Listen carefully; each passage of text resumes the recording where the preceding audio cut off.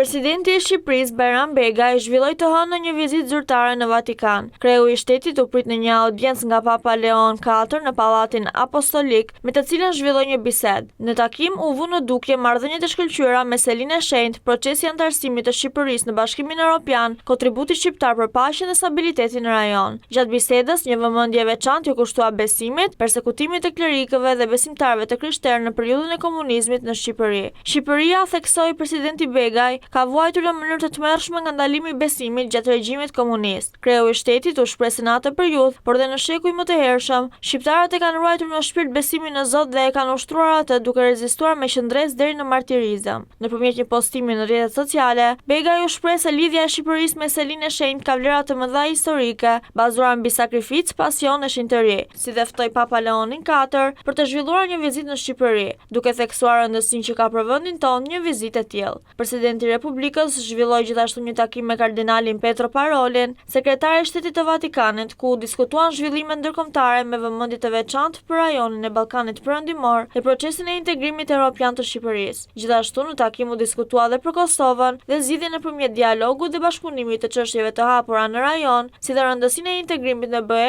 të gjithë rajonit të Ballkanit Perëndimor.